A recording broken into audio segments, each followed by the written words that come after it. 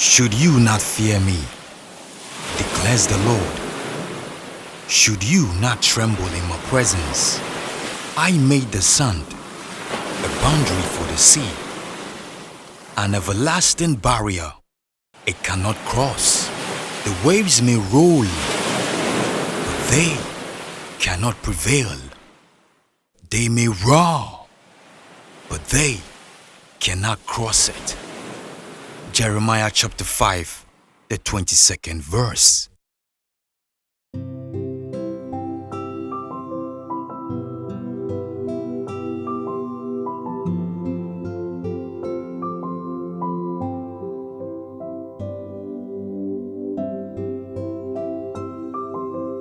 Angola. I simply can't get enough of this beachfront, which helped tailored every fabric of my voice and who I am as a creative. Charlie, this place is where I got my game from and spend most of my days in school perfecting my voice, all for the thrill on entertainment nights. This beach is a no-go area and a no-swimming zone for the students in the school who are right opposite it. St. Augustine's College, Omnia Winkit Labo. In short, perseverance conquers all. Here, boys become men and men become movers and shakers in society, and if not, the opposite. This is my pride, my joy, and the school I will ride for to the very end. My visit here is to reconnect with Augustine and what it has become ever since I left here in 1998. And also to reflect on what it will be like to be a pupil and an outcast in the eyes of your peers and those in authority. It all boils down to a conversation I had with one of Nigeria's finest artists, Ken Art. And also to find from my best friend an alternative truth to some of the answers Ken Art had already given me. So many beautiful memories out here. I simply can't get enough. With that said, folks, let's find out where Ken Art gets his inspiration from. And when we return, alternative truths from my best friend. This is my best friend and I. Where did you find the inspiration? When we look at you, when I shake your hands, I'm like, yeah, it's not like it's a hard, it's like rugged, you know what I mean? I keep this hand perfectly safe. Oh, Every other part of my body can be missed or can be mishandled, but this hand has to be perfectly safe because you have to keep creating, not so people can say wow, but so that you can start a conversation. And not just any kind of conversation, but a deep and meaningful conversation. So you're not just creating for yourself, you're creating for other people, to inspire and to help other people. I have stories of where people were amazed and mind blown at, my work started conversations that changed people's lives, right? I have stories where, young kids, in my own time when I started art, I did not have anybody to look up to. There was nobody that I could say, oh, I want to be like this person, or I'll be like that person, because art in Nigeria was so closed from the other part, from the public, that if you were not into the art system, you did not understand what art was. So the idea that I create, or the idea that I inspire other young artists to be like, I want to be like this person, is very fulfilling. And this is the essence of why I create art. So in the streets, at this moment, where I get my inspiration from is not from anybody. It's just from the fact that I can inspire every other young kids that want to be visual artists. Welcome back. Let's find an alternative truth from my best friend, who always leads me to this verse. If anyone speaks, they should do so as the one who speaks the very words of God. Each of you should use whatever gifts you have received to serve others as faithful stewards of God's grace in its various forms. 1 Peter chapter 4, the 10th verse. Since we have gifts that differ according to the grace given to us, each of us is to exercise them accordingly. Romans chapter 12, the 6th verse. Ever since I was a young boy, I've always inspired to be the best at everything I do.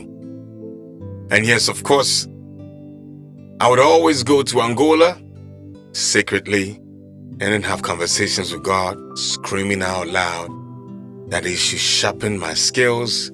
And anytime I got on stage, magic happened. With that said, folks, how spiritual is Ken Art? And how spiritual does he get with his work? When we come back, alternative truths from our best friend. The energy here is so spiritual. Yeah. How spiritual are you? And how spiritual does it get with your work? You know, I'm so spiritual that when I'm walking, right, you know, every mistake is art, right? So when I make a mistake and it just makes sense, right, I have a conversation with my inner mind, I have a conversation with my spirit, and I'm like, nah man, you just have to do this. Like, you just have to bust my own head, like, because when you look at it, you would figure out that it's not just about what I can do with my hand. There are mistakes you make that makes a masterpiece. Do you understand? Hold on. Yeah. There are mistakes you make that makes a masterpiece. Definitely. Yeah. So doing the creation of the piece, right? My folks will see me, you know, being in my zone, right? They don't know what I'm doing, but basically I'm conversing with that spirit. I'm conversing with that, with Christ. I'm conversing with God. I'm saying, let this come out better than how I expected it to be. Oh. And eventually, you know, you sit down and you look at your work and you be like, nah. And you know, my folks are like, you are amazed about what you're creating. How is that possible? And I'm like, I didn't do that. I definitely did not do that. Oh. God is a spirit, and they that worship him must worship him in spirit and in truth. John 4, the 24th verse. Those who are led by the Spirit of God are the sons of God. Romans chapter 8, the 14th verse. Commit your works to the Lord, and your plans will succeed. Proverbs 16, the 3rd verse. Delight yourself in the Lord, and He will give you the desires of your heart. Psalm 37, the 4th verse. Every good and perfect gift comes from above, coming down from the Father of heavenly lights, who does not change like shifting shadows. James chapter 1, the 17th verse. Welcome back, folks. That was Ken Art and my best friend on the subject of spirituality, our walk with God. With that said, let's go find out why Ken Art attributes everything that he does to God. And why does he reference him in everything he does? This is my best friend and I. Referencing God in everything that you create. How did you come by that wisdom, that knowledge, and of course, that understanding? Not everybody out there, the youth these days, are saying what you're thinking and doing what you're thinking. So how did you come by that understanding? I'll attribute it from my family. All right, my mom was very spiritual. My mom is that person that, you know, that will always remind you that no matter where you are, even in the bus, even in the car, even with the president, or even with a beggar, always just close your eyes and say thank you. You know, and little by little, these things start affecting me. Yeah, so they said the more I kept saying thank you, or the more I kept, you know, putting God in it, it became more successful. Looking at the students here in St. Augustine's College and my time, kind of wonder, what was our walk like with God? Were we referencing Him in everything we did here? And for the students who are here, what is their day-to-day walk with God like? Did they really even think of him? Did they even imagine him when they approached your subjects? Well, my people, time for alternative truth. Make we go find out why is it necessary to reference God in everything we do. Know that the Lord himself is God. It is he who has made us, and not we ourselves. We are his people, and the sheep of his pasture. Psalm 100, the 3rd verse. And I have filled him with the Spirit of God, with wisdom, with understanding, with knowledge, and with all kinds of skills to make artistic designs. Exodus chapter 31, the 3rd verse. That was inspirational words from Ken Art and alternative truth from my best friend regarding referencing God. With that said, this is for every student who possesses a skill or a talent which has never been appreciated because of their imperfections or personalities. Let's find out, why is Ken Art Senior Secondary School his secret weapon of survival? When we return, alternative truth from our best friend. What is that secret weapon that you carry within your heart that has kept you grounded, winning till today? What is it? That's a very strong question. You know, How strong is it? very strong. You are a star in the eyes of God, and Yeah, definitely. yeah. Definitely. So what is that secret that nobody knows, that you walk with on a daily basis, that has kept you so strong, that has built you to be able to be vocal, that has built you to be able to be fearless, that has built you to be who you are today, and having this amazing establishment? Let me tell you, it's my secondary school. So I used to be a nerd in secondary school. Really? Yeah, I used to be a nerd. You know, people didn't really like me, right? I like you. People didn't really like me. You know, I had, had an accident. I had an injury with my eye. My eye instead of tore, the handle of door. So I had one big eye, one small eye. At secondary school, I stammered. I could not pronounce the R. I had R factor. All right. So it was at this point where we were about to write our valedictory speech. Right. So my friend wrote his. We had, they had to weigh valedictory speech. So they chose me as the valedictorian. So I wrote an amazing speech. Right. Very emotional speech. And I came to the proprietress and I handed that speech. I said, "This is my speech." And then I had to speak. I had to say to her. First of all, she was skeptical because is this guy that's going to do our valedictory speech? Then I had the R factor. Is this guy that's going to do our valedictory speech? Then I had a really bad bow leg. Is this the guy? Like, valedictory speech is the idea was to get a face of this for the school. Do you understand? And I was nothing of me except my speech could put me in that position to have that face. So they took my speech and gave it to another person. Right? So that hurt me to today. And the idea that people do not understand or people do not know who I am. People do not see through the imperfections. People are too quick to judge because of the physical outlook. People are too quick to position you in a particular place. Do you understand? People tag you. People say this is who you are. Right? People don't understand you personally. These are the things I fight every single day in my family, in the society, and even in my school. Right? And that pushed me to say, no, I have to be something. Like I just have to be something. And after my school, my secondary school, I did everything. I played the guitar, I learned the guitar, I learned music, I learned dance. Even for a girl, I liked, but she didn't like me.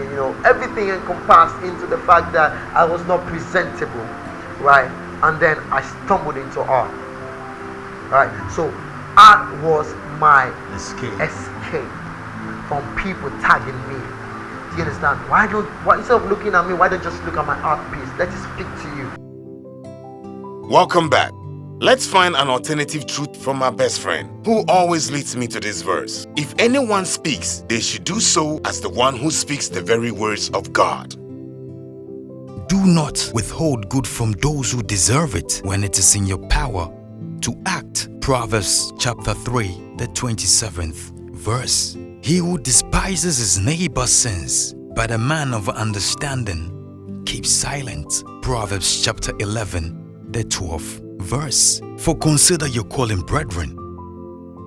Not many of you were wise according to worldly standards. Not many were powerful. Not many were of noble birth. But God chose what is foolish in the world to shame the wise.